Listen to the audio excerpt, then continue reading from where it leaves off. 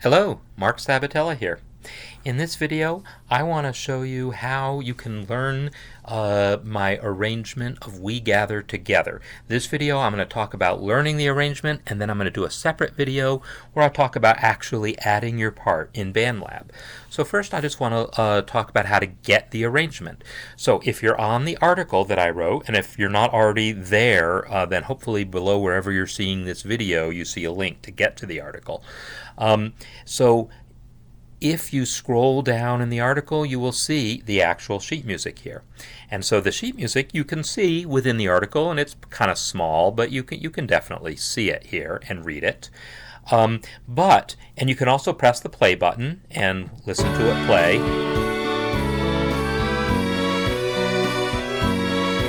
It'll play from wherever you left off, and obviously I had left off somewhere in the middle of it last time. But then below the sheet music there, you will see you can click the actual link here, and this will open it up on MuseScore.com. So I'm going to go ahead and do that. And when I do that, it'll open up, and now it's a bit larger, and I can see it here. And again, I can select, actually, I can go right to, say, the second verse. If I want to learn the second verse, let's go right to the second verse here.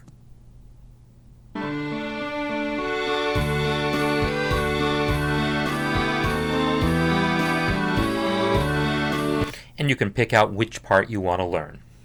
Now, if you would like to download this and print it, you can do that as well. Over here, you'll see a download button off to the right.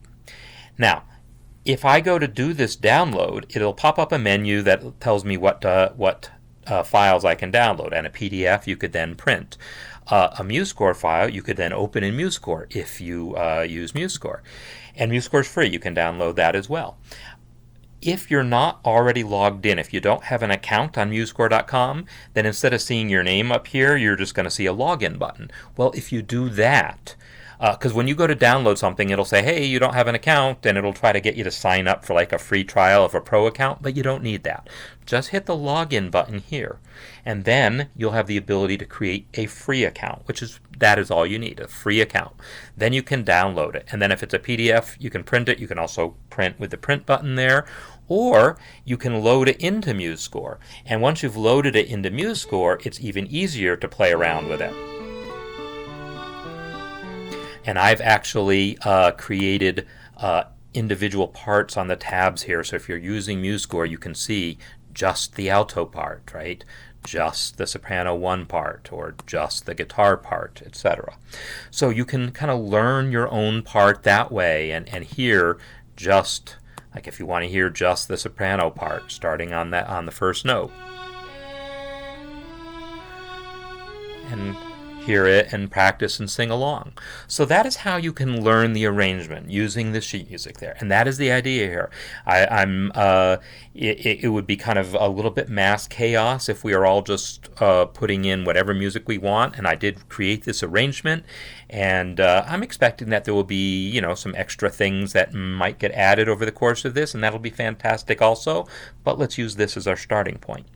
So hopefully this gives you an idea. And right at the beginning of the part, I show you what the ranges are. In fact, let me show you that in the score. So the soprano 1 goes from this D to the A above the staff. And that A is only needed at the very, very, very end. So if you feel like singing the soprano 1 part but you don't have a high A, that's fine. You can sing the rest of it, and someone else will sing that note, and that'll be fine. The soprano 2 part goes from the A below middle C to an F sharp on top of the staff. And again, that F sharp, only one of them at the very end. And then the alto part, this is written an octave above it sounds. So this is actually the E below middle C to the A above middle C is the range that we are talking about. So, and if you're a male and you want to sing along, then just take one of those parts down an octave, or do like I'm going to do in the next demonstration.